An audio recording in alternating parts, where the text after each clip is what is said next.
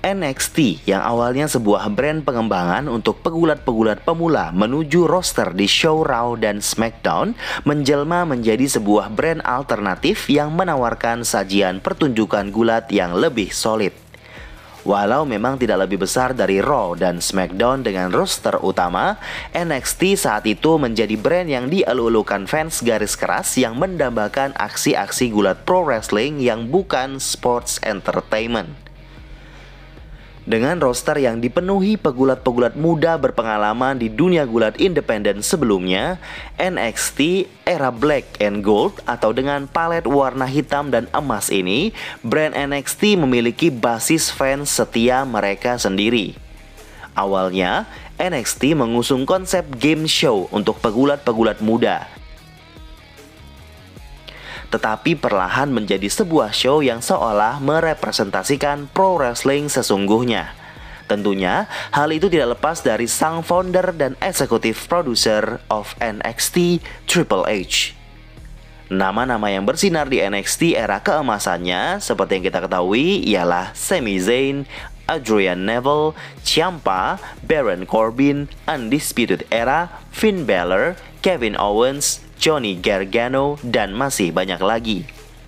Di video kali ini, saya akan menceritakan awal kebangkitan dan keruntuhan brand NXT sebelum perubahan menjadi NXT 2.0. Selengkapnya di channel Gilang Wrestling, because you deserve it.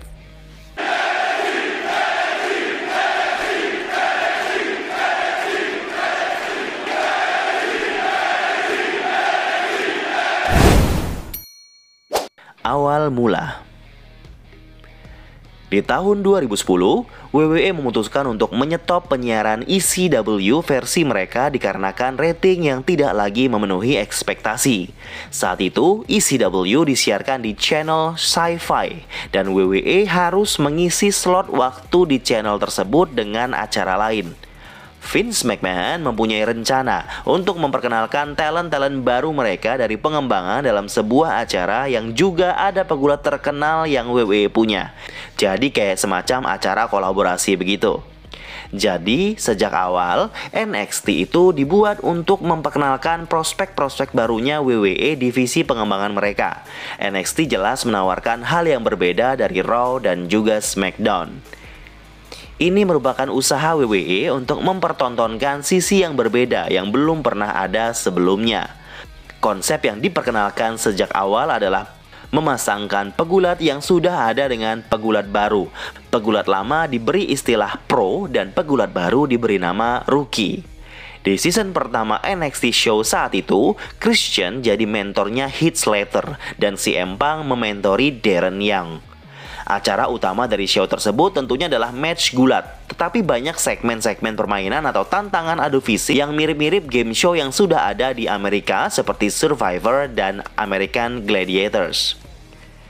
Semua rookies termasuk Daniel Bryan waktu itu, mereka harus menyelesaikan tantangan-tantangan seperti bergelantungan di monkey bars, mengangkat beban, dan lain-lain.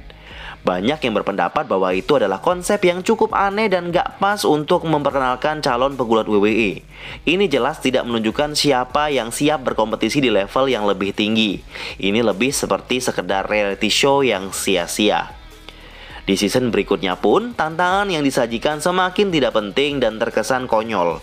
Ada challenge kissing contest di mana pegulat-pegulat muda ini berbaris menunggu giliran untuk mencium perempuan gemuk dengan luka di wajahnya.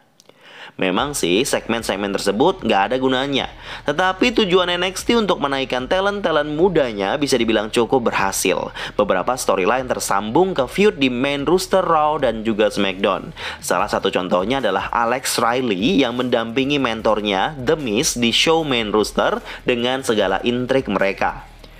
Dan bibit-bibit NXT season pertama terwakilkan oleh lahirnya faction The Nexus. Walau begitu, kualitas show NXT sendiri bisa dibilang tidak begitu spesial. FYI, NXT versi ini berjalan dengan 5 season. Masing-masing season ada pemenangnya. Ini berdasarkan penilaian mentor dan manajemen WWE. Show NXT ini dimulai di 2010 dan berakhir di 2012.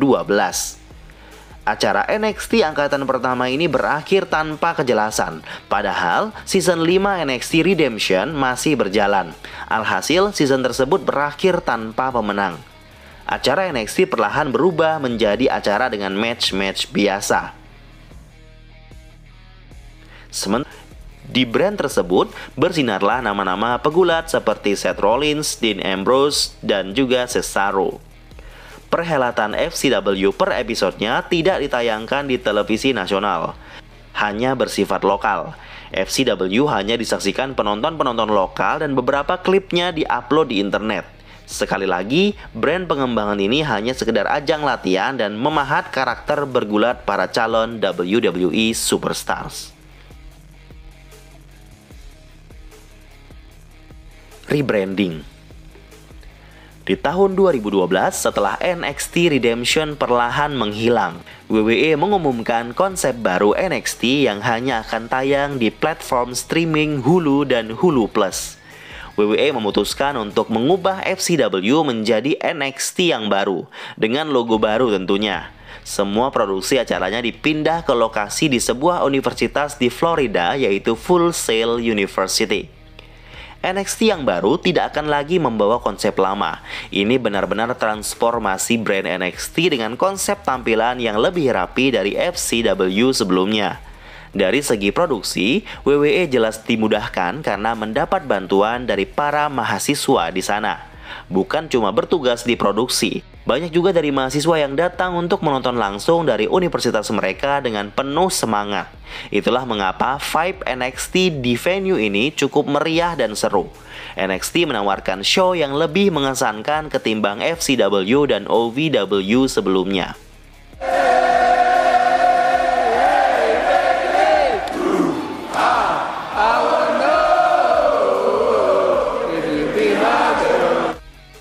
Bo Dallas yang sempat muncul tanpa personality yang jelas, menjelma menjadi bintang baru di NXT kala itu. Ia mengembangkan karakter inspirasional yang cukup konyol tetapi disukai para fans. Penonton juga sangat menyukai bagaimana Big E memiliki hitungan khusus hingga 5, bukan 1, 2, 3 seperti yang lainnya.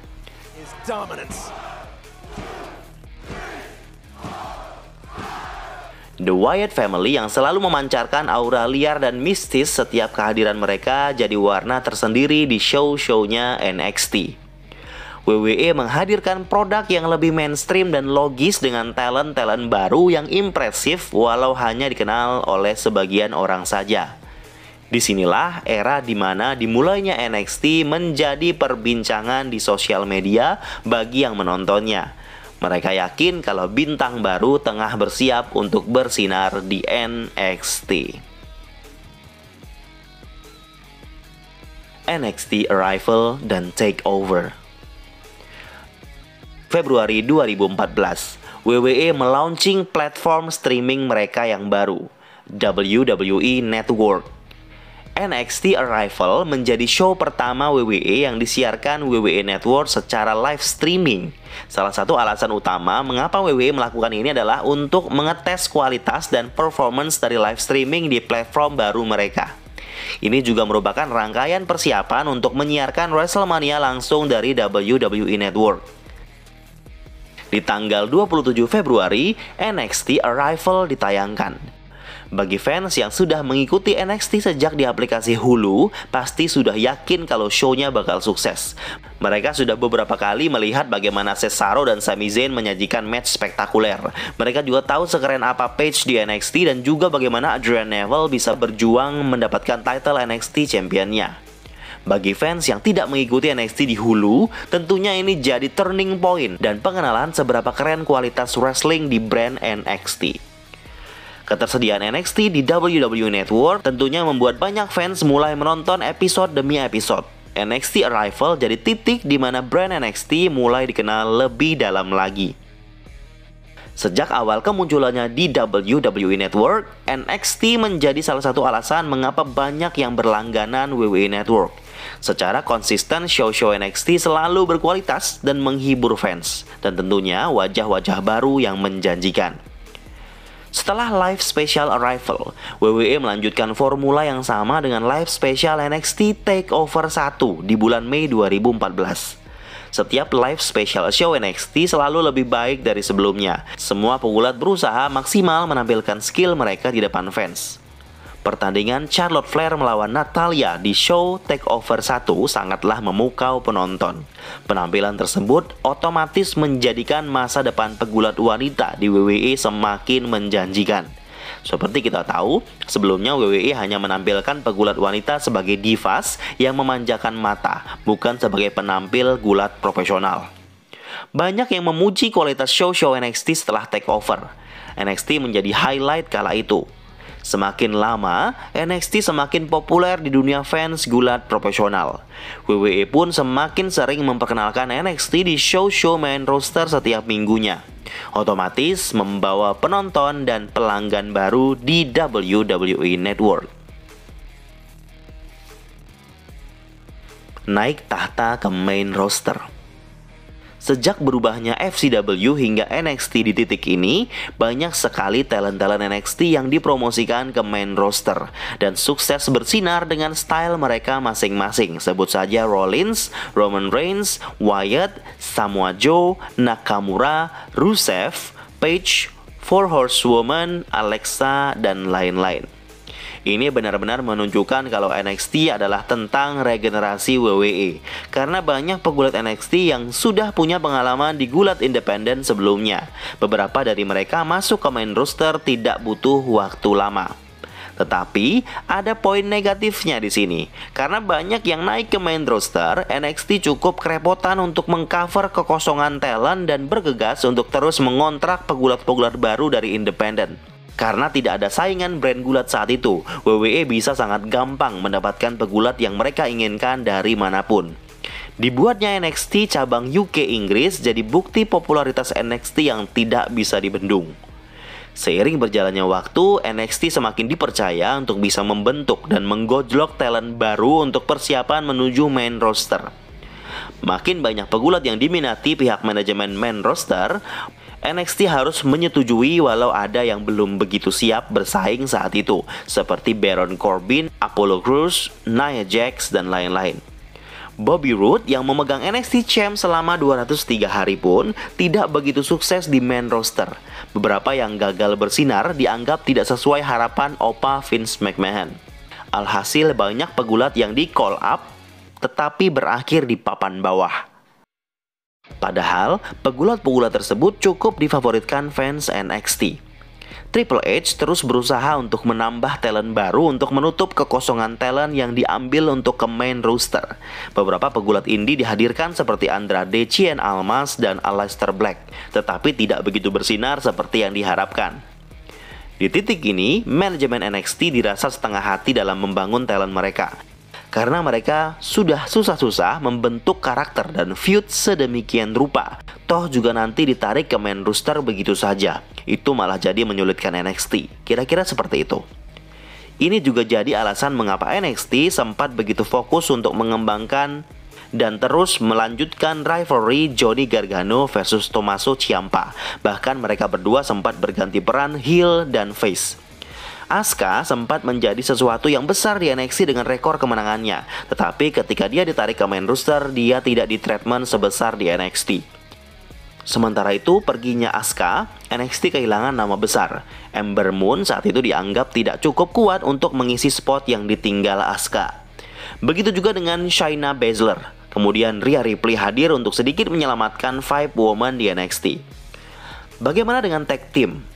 Well, dari 2013 hingga 2018, tag team yang bisa dibilang cukup sukses di NXT adalah The Revival. Kita tahu nasib mereka di main roster seperti apa.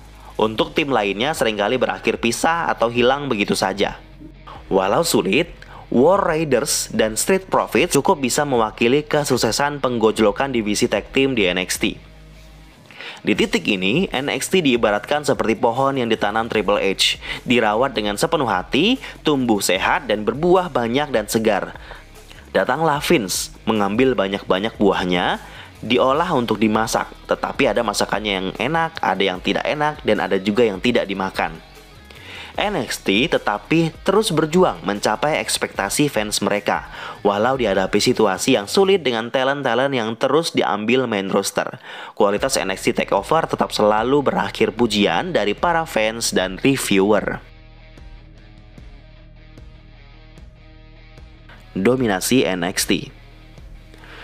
NXT yang awalnya menjadi sebuah laboratorium untuk mempersiapkan talent menuju ke main roster malah menjadi sebuah brand yang berdiri sendiri dan bersaing kualitas dengan Raw dan SmackDown. Walau memang tidak bisa menjadi lebih dominan, tetapi NXT mempunyai basis fans garis keras sendiri yang cenderung menganggap kualitas show di Raw dan SmackDown tidak lebih baik dari NXT. NXT lah yang terbaik. Seiring dengan banyaknya talent yang diangkat ke main roster, semua tahu banyak yang tidak memenuhi ekspektasi. Hanya hype di awal saja, dan kemudian jarang tampil atau bertanding di show main roster. Vince McMahon dan tim seolah tidak tahu apa yang akan dilakukan selanjutnya untuk talent-talent ini. Sebut saja EC3, Bobby Roode, Tye Dillinger, The Ascension, The Revival, American Alpha, dan lain-lain. Dengan banyaknya talent dari NXT ke main roster, jumlahnya menjadi semakin membludak dan mereka semua sulit mendapatkan TV time atau waktu tayang yang mereka butuhkan untuk terus relevan. Pasalnya di masa-masa itu, WWE tidak masalah membayar pegulat untuk tidak melakukan apa-apa atau gabut.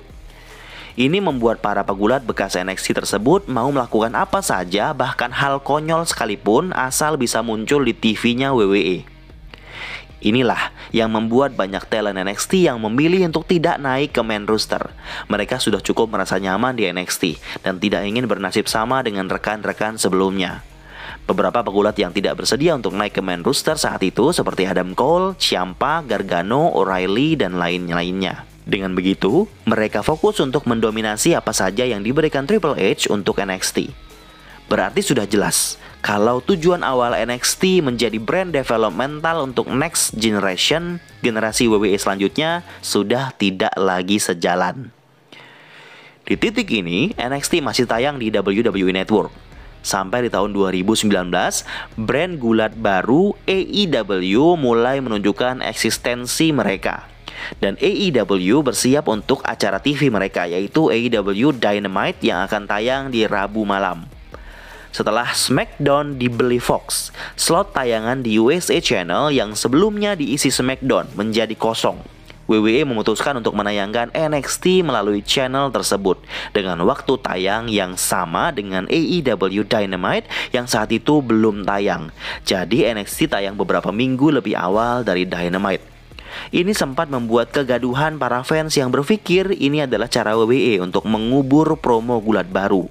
AEW pun tidak tinggal diam. Mereka dengan semangat bersiap untuk bersaing di Rabu malam. Dimulailah Wednesday Night War. NXT versus AEW. Awalnya, Triple H dan NXT percaya diri bisa mengalahkan dan mengubur AEW di awal berdirinya.